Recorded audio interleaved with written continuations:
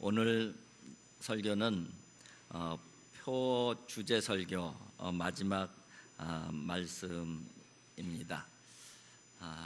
이제 2월 달부터는 원래 하던 대로 신약은 요한계시록 13장까지 했었죠. 그 이후로 또 계속해서 말씀을 드릴 것이고요. 구약에서는 열왕기상 8장까지 한 걸로 기억합니다. 그 이후로 그렇게 말씀을 계속 이어갈 것입니다. 오늘 본문을 중심으로 해서 한 달 동안, 오늘을 포함해서 한 달 동안 주제표의 그 의미, 또 우리들이 어떻게 이 주제에 맞는 삶을 한 해 동안에 살아낼 것인가에 대한 고민들을 같이 해보았습니다. 오늘 본문 말씀 히브리서 13장의 이 말씀이 여러 가지 그 의미가 담겨져 있습니다. 그런데 그 모습이 바로 예수님께서 걸어가신 그 모습이고 또 그리스도인들이 걸어가야 되는 그런 모습임을 우리는 그동안에 살펴보았습니다. 오늘 본문 말씀의 내용은 대략 그런 내용이죠.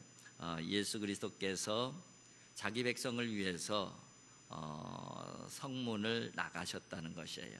그래서 고난을 받으셨다는 것이죠. 그래서 우리도 예수님께서 고난을 받아서 성문으로 나가신 것처럼 우리도 예수 그리스도께서 짊어지신 그 치욕을 짊어지고 영문 밖으로 나가자, 이런 결단이 포함되어져 있는 말씀이 오늘 본문의 말씀입니다. 이 부분을 크게 두 가지 차원에서 말씀을 드렸어요. 오늘 표하고 연결을 시키면은 영적 부흥으로라고 하는 그런 그 측면에서 보게 되면은 어디로 나갈 것인가, 그동안에 우리가 이 형식적인 종교생활, 형식적인 종교제도, 종교인에서 이제 참된 그리스도인의 자리로 나아가자, 그런 차원의 말씀을 드렸었고, 그 부분을 영적 부흥으로라고 하는 이 표에 담아놓은 그런 의미라고 말씀을 드렸습니다. 그리고 또 하나의 차원은 이제 교회의 울타리를 나아가자, 세상으로 나아가자, 민족의 동반자로 나아가자, 세상으로 나가되 그냥 나가는 것이 아니라 사명자로 나아가자, 그런 그 의미를 담아서 말씀을 드렸습니다. 그래서 이제 우리끼리에서 이 틀에서 나가서 세상 가운데 사명자로 살아가자, 그런 그 내용들이죠. 그래서 한쪽 부분은 존재론적인 그 의미를 담아놓은 것이고, 내가 누구인가, 그리스도인이다 하는 부분들을 분명히 하면서 우리가 살자는 것이죠. 그리고 또 하나는 사명적인 의미를 담아놨죠. 그렇다면 우리가 그리스도인인데 우리가 어떤 사명을 받았느냐, 세상 가운데 사명이 있다는 것이죠. 올 한 해는 민족의 동반자의 사명을 가지고 살아가자, 그런 의미를 담아서 이 표에 대한 주제 해설을 그동안에 말씀을 드렸습니다. 그런데 그렇게 내가 참된 그리스도인으로 살려면은 또 사명자로 살려고 하는데 이 세상이 만만치 않다는 거예요. 영적 부흥을 일으키기가 쉽지 않은 삶의 자리라는 것이죠. 그리고 정말 세상 가운데 사명자로 살아가는 것이 쉽지 않은 우리의 삶의 자리라는 것이에요. 그러면 어떻게 할 것인가? 그런 상황 가운데 왜 우리를 부르셨는가? 그런 상황 가운데 왜 우리를 보내시는가? 그에 대한 답변이 있어야 되는데, 그 답변을 다니엘을 통해서 지난주에 말씀을 드렸죠. 하나님께서 우리를 그럼에도 불구하고 이 시대에 우리를 부르시고 이 시대를 살게 하신 이유는 우리를 통해서 하나님의 살아계심을 증명해 보이시기 위해서다. 하나님께서 세상을 통치하시는 하나님이심을 우리를 통해서 보여주기를 원하신다, 그런 말씀을 드렸습니다. 저와 여러분들이 그렇게 하나님을 증명해 드리는, 하나님의 살아계심을 증명하고 하나님께서 온 세상의 통치자이심을 증명해내는 그러한 참된 그리스도인으로 올 한 해도 살아낼 수 있기를 주님의 이름으로 축복을 드립니다. 요게 3주 동안 말씀을 드린 거예요. 그죠? 그러면 오늘 그 내용은, 오늘 제목이 뭐냐면요, 제목이 바벨론에서 그리스도인으로 살기. 들어보셨죠? 제가 지난주에 잠깐 언급을 드렸는데 레리 오스본 목사님의 책의 제목이에요. 바벨론에서 그리스도인으로서 살기. 이 내용은 뭐예요? 바벨론 같은 이 땅에서, 이 세상에서 우리가 그리스도인으로서 살아보자, 그런 내용을 담고 있는 것이죠. 근데 바벨론의 의미가 뭐예요? 다니엘 시대의 바벨론은 가장 강력한 나라이면서 가장 포악하고 가장 잔인하고, 그죠? 그런 나라가 바로 바벨론이에요. 그리고 그 바벨론은 종말론적인 관점에서 상징적으로 많이 사용했는데, 사탄을 상징하기도 하고 사탄의 세력을 상징하기도 하는 것이고, 악한 세력의 대표적인 상징이 바벨론으로 그렇게 성경에는 기록을 하고 있습니다. 그래서 그 바벨론의 그 땅에서 우리가 어떻게 살아갈 것인가, 그에 대한 그 내용들을 그 레리 오스본 목사님을 통해서 잠깐 그 소개를 했었는데, 그런 얘기를 해요. 어떻게 살 것인가. 그래서 무장을 해야 된다, 믿음으로 무장, 신앙으로 무장해야 된다. 결론은 그 얘기를 하는데 세 가지를 제안을 해요. 세 가지를 무장해야 된다. 첫째는 소망으로 무장하라, 그렇게 얘기를 해요. 그다음에 두 번째는 겸손으로 무장하라. 그리고 세 번째는 지혜로 무장하라, 그렇게 얘기를 해요. 그래서 이 세 가지 틀, 오늘을 살아가는 우리 그리스도인들에게 정말 참된 그리스도인으로서 이 시대적 사명자로서 살아가는 데에 정말 필요한 틀을 제시해 주는 그런 말씀이라고 생각이 되어졌어요. 그래서 오늘 말씀은 이 세 가지 틀과 그리고 오늘 본문 말씀과 연결을 시켜서 정리를 한번 하려고 그렇게 말씀을 준비를 했습니다. 첫 번째 부분은 소망으로 무장하라, 그렇게 돼 있잖아요. 다니엘 시대를 살펴보면은, 다니엘의 입장에서 보게 되면은 실제적으로 소망이 될 만한 것은 다 끊겼다는 거예요. 한번 생각을 해보세요. 나라 망했죠. 가족 다 무너져 내렸죠. 그리고 자신은 포로로 끌려와 있죠. 포로로 끌려와 있는데 어디에 있어요? 왕궁에 있어요. 뭐 왕궁에 있으면 대단한 것 같죠. 근데 왕궁에 끌려왔다는 건 뭐를 의미한다고요? 황관, 내시로 끌려온 거예요. 그게 지금 황관 교육, 내시 교육을 받는 거예요. 그것은 뭐를 의미하냐면은 거세를 당했다는 것을 의미해요. 그리고 그 바벨론은 도저히 무너질 것 같지 않은 아주 강력한 나라였어요.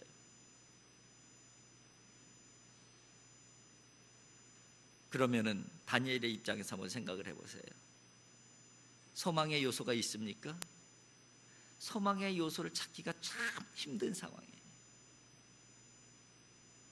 자기 나라 이스라엘이 회복될 가능성도 없고, 가족을 다시 세울 가능성도 없죠. 부모 형제들이 다 죽었잖아요. 그럼 자기 자신을 통해서 가정을 이루어 나갈 수 있어요? 없잖아요. 거세당했잖아요. 아무 소망이 없는 그런 상황 가운데에 바벨론에 툭 포로로 던져진 상황이에요. 소망이란 찾아볼 수가 없어요. 정말 절망의 상황이에요. 절망할 수밖에 없는 상황이에요. 그럼에도 불구하고 다니엘은 전혀 절망한 모습이 보여지지가 않아요. 그에게는 남아있는 소망이 있었다는 거예요. 그 남아있는 소망이 뭐냐? 하나님이었어요. 하나님. 오직 하나님 붙들고 살아낸 사람이 바로 다니엘인 것이죠. 그래서 다니엘서 1장에 나오는 내용이 뭡니까? 뜻을 정하잖아요. 어떤 뜻을 정해요?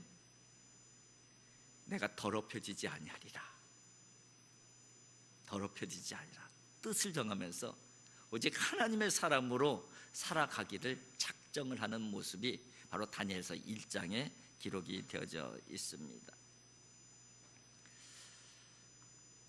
오늘 본문 말씀을 보게 되면은 예수님의 모습, 고난의 모습을 이렇게 기록을 하고 있습니다. 12절부터 그러므로 예수도 자기 피로써 백성을 거룩하게 하려고 성문 밖에서 고난을 받으셨느니라. 그런즉 우리도 그의 치욕을 짊어지고 영문 밖으로 그에게 나아가자. 예수님께서 고난을 받으셨다는 것이죠. 피를 흘리셨다는 것이에요. 예수님께서 치욕을 당하셨다는 것이에요. 그 치욕은 예수님의 고난의 현장을 기록한 내용을 보게 되면은 희롱당하고 조롱당하고 그죠? 십자가에 매달리고, 그것이 바로 예수님의 치욕이고 예수님의 고난이었습니다. 하나님께 버림받는 그 극단적인 고통을 경험한 자리가 십자가의 자리예요. 십자가의 치론 중에서 하나가 뭐예요? 엘리 엘리 라마 사박다니, 엘리 엘리 라마 사박다니. 그게 무슨 얘기예요? 하나님 어찌하여 나를 버리셨나이까? 하나님께 버림받은 그 극단적 고통을 당한 자리가 십자가의 자리였다는 거예요. 그런데 예수님께서는 왜 그 문을 들어가셨는가 하는 거예요. 어떻게 그 문을 들어갈 생각을 하셨는가? 그 부분은 하나님에 대한 신뢰예요. 십자가의 치론 중에서 또 한마디가 뭡니까? 마지막 마디가 아버지, 내 영혼을 아버지의 손에 의탁하나이다. 내 영혼을 아버지의 손에 의탁합니다. 하나님에 대한 신뢰인 것이.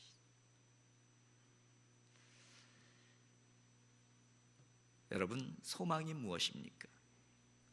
소망은 막연한 확신이 아니에요. 소망은 우리의 신념이 아니에요.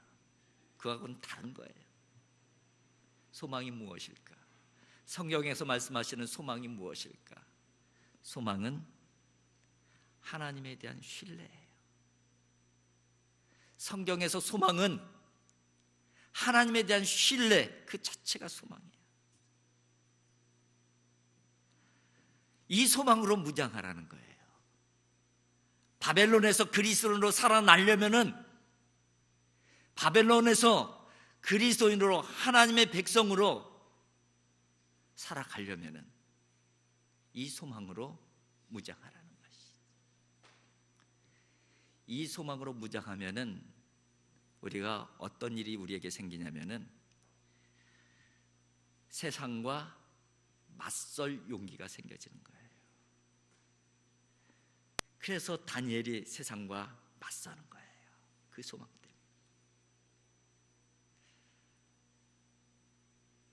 초대교회 최초의 순교자인 스데반이 복음을 전하다가 돌에 맞아 죽잖아요. 근데 그 돌에 맞아 죽는 그 스데반의 얼굴이 어떤 얼굴이었다고요? 천사의 얼굴 같더라. 그렇게 돼 있어요. 세상과 맞설 용기가 있는 것이죠. 근데 그게 어디에서 나온 거예요? 하나님에 대한 신뢰, 예수 그리스도에 대한 신뢰. 사도행전 7장 59절에 이렇게 기록이 되어져 있습니다. 그들이 돌로 스데반을 치니 스데반이 부르짖어 이르되 주 예수여 내 영혼을 받으시옵소서. 주 예수여 내 영혼을 받으시옵소서. 예수님께서 십자가의 상에서 아버지여 내 영혼을 아버지의 손에 의탁하나이다. 동일한 외침, 동일한 기도예요. 하나님에 대한 신뢰, 이것은 세상의 어떤 강함도 대항할 수 있는 용기를 만들어내는 소망인 것이죠. 이 소망이 저와 여러분들에게 있기를 주님의 이름으로 축복을 드립니다. 그래서 세상이 우리에게 어떤 모습으로 달려들어도 대항할 수 있는 믿음의 용기가 있는 하나님의 사람들이 되어질 수 있기를 주님의 이름으로 축복을 드립니다. 두 번째는 겸손으로 무장하라, 그렇게 이야기를 합니다. 성경에서 겸손이 무엇을 의미하는 것일까요? 좀 더 좁혀서 말씀을 드리면은 예수님께서 겸손에 대한 말씀을 많이 하셨어요. 그리고 당신 자신이 온유하고 겸손하다, 그렇게 말씀을 하셨어요. 예수님께서 보여주신 겸손은 무엇일까요? 예수님께서 보여주신 겸손은 다른 사람을 섬기는 거였어요. 그래서 마지막 유월절 만찬 가운데서도 예수님께서 제자들의 발을 씻기시면서 너희들에게 본을 보인다, 보인을 보는 것이다, 그렇게 말씀하셨어요. 그리고 예수님께서는 죄인들을 찾아다니셨죠. 세리 창기들을 찾아다니셨어요. 병든 자를 찾아다니셨어요. 귀신 들린 자를 찾아다니셨어요. 뭐하러 찾아다니신 거예요? 쉽게 말하면 그들을 섬기시기 위해서 찾아다니신 거예요. 예수님께서 보여주시는 겸손은 섬김이었다는 것이죠. 그런데 예수님께서 섬기실 때 그들에게 어떤 태도로 대하셨을까? 정말 그들을 존중해 주었죠. 다른 사람들은 다 멸시하고 다른 사람들은 다 멀리하고, 그래도 예수님은 그 한 사람 한 사람, 죄인이건 창기이건 어떤 죄를 짓고 병을 들었던 간에 예수님께서는 그들을 존중히 대해 주셨어요. 이 레리 목사님이 다니엘서를 보게 되면은 다니엘에게 나타난 겸손이 있다는 것이죠. 다니엘도 겸손으로 무장을 했다는 것이죠. 근데 다니엘에게서 나타난 겸손은 다른 사람을 존중해 주는 태도로 나타났다, 그렇게 얘기를 해요. 그러면서 설명하기를 그 악한 왕 앞에서도, 그리고 황관장 앞에서도, 감옥에서는 간수장 앞에서도, 그 어떤 사람 앞에서도, 자기를 해하려고 하는 사람들 앞에서도 그는 그 대상을 존중히 여기는 태도를 잃지 않았다, 이렇게 얘기해요. 좀 더 다른 방식으로 설명하기를 다니엘은 무례함과 담을 쌓은 사람이다, 그렇게 표현을 하고 있습니다. 무례함과 담을 쌓은 사람, 어떤 누구 앞에서도, 자기 원수 앞에서도 무례하게 다가가지 않았다는 거예요. 그런데 하나님께서 그 존중해 주는 태도를 사용하셨다는 거예요. 환관장이 다니엘을 볼 때 은혜 눈으로 보게 만드셔요. 왕이, 그 악한 왕이 다니엘을 대단한 사람으로 보게 만들어요. 감옥에서 간수장이 정말 은혜 눈으로 바라보게 만들어요. 하나님께서 하신 것이죠. 하나님께서 그들의 마음을 움직이신 거예요. 그런데 하나님께서 뭐를 이용해서 그렇게 그들의 마음을 움직이셨냐? 다니엘의 존중이 여기는 태도, 이것을 하나님께서 이용하셔서 그들의 눈을, 다니엘을 볼 때 은혜의 눈으로 보게 하셨다, 그렇게 얘기를 하고 있어요. 그리스도인들은 어떤 사람들 앞에서도 존중이 대하는 태도를 잃어버려서는 안 된다는 것이죠. 왜냐하면 우리는 세상을 향한 분명한 목적이 있는 사람이기 때문에 그렇습니다. 우리가 세상을 향한 목적이 무엇입니까? 악한 세상이 심판받는 것이 목적입니까? 아니잖아요. 심판이 목적이 아니라 구원이 목적이에요. 악한 사람들이 망하는 게 목적이 아니라 그들이 하나님 나라의 백성이 되어져서 하나님 나라의 주인공이 되는 것, 그것이 우리의 목적이잖아요. 그렇다면 더더욱 세상에 어떤 사람을 대하더라도 우리는 존중이 여기는 태도로 대해야 된다. 하나님의 마음이 어떤 마음인지 에스겔서를 통해서 그렇게 말씀하셔요. 주 여호와의 말씀이니라. 내가 어찌 악인이 죽는 것을 조금인들 기뻐하랴. 그가 돌이켜 그 길에서 떠나 사는 것을 어찌 기뻐하지 아니하겠느냐. 하나님은 어떤 악인이라도 죽는 것, 망하는 걸 원하시지 않는다고 하셨어요. 그들이 돌이키는 걸 원하시고 돌이키는 걸 기뻐하신다고 말씀하셨어요. 우리가 그 사명을 받은 사람이에요. 그렇다면 더더욱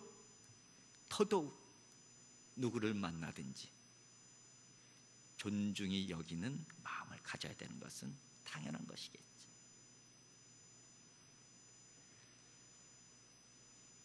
우리가 사는 삶의 자리가 아무리 악한 삶의 자리를 할지라도, 그리고 나한테 아무리 해를 끼친다 할지라도, 나의 귀중한 것을 아무리 많이 뺏어간다 할지라도, 그럼에도 불구하고 우리가 취해야 될 태도는 똑같이 악으로 갚아내는 것이 아니라 그럼에도 불구하고 선을 행하는 거예요.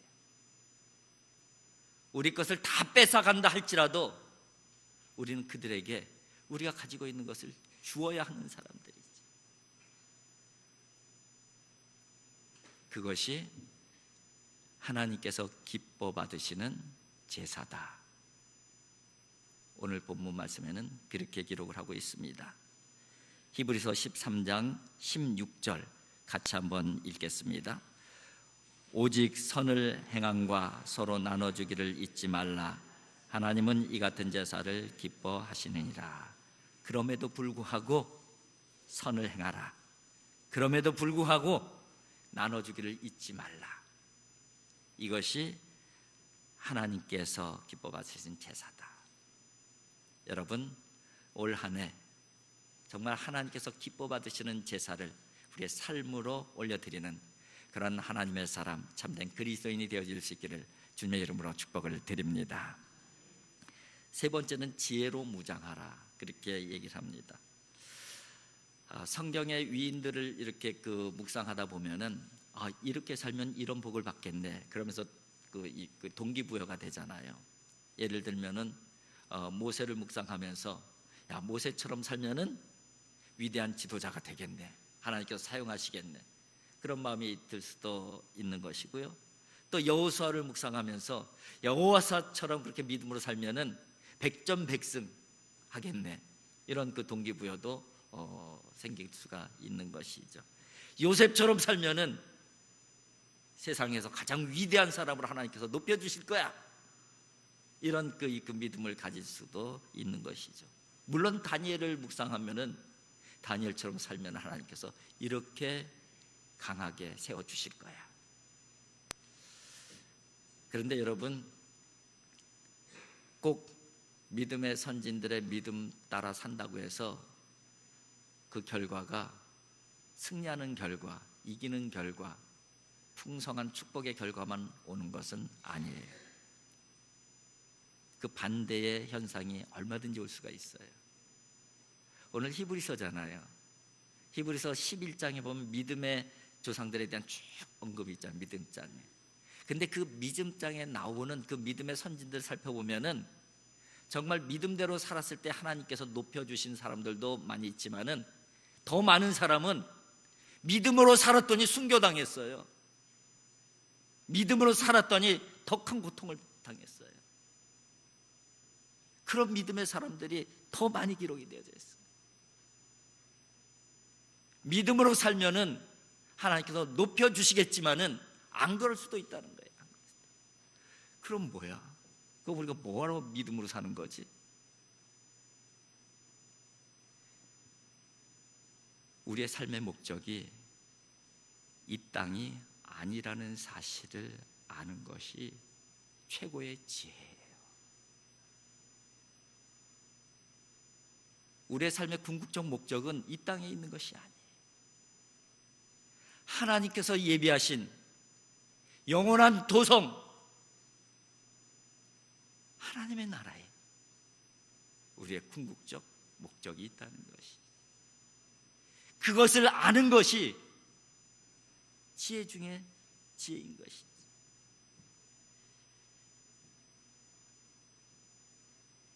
그 믿음이 있으면, 그 믿음의 지혜가 있으면 더 넓게 볼 수가 있어요. 더 깊이 있는 것이 보여져요. 더 근본적인 것이 보여지게 되는 것이죠. 더 멀리 있는 것이 보여지게 되어 있습니다. 그 믿음의 지혜가 있으면은 더 중요한 것이 무엇인지 알게 돼요. 더 귀한 것이 무엇인지, 더 가치 있는 것이 무엇인지 확실하게 알게 돼요. 그리고 잠시 있다 없어질 것인지 영원한 것인지 분명하게 알게 된다는 것이, 이것이 바로 우리 그리스도인들이 무장해야 될 지혜의 내용인 것입니다. 꼭대기에 올라가서 보면은 다르게 보이잖아요. 하늘 도성을 바라보면서 세상을 바라보면 다르게 보이는 거예요. 다르게.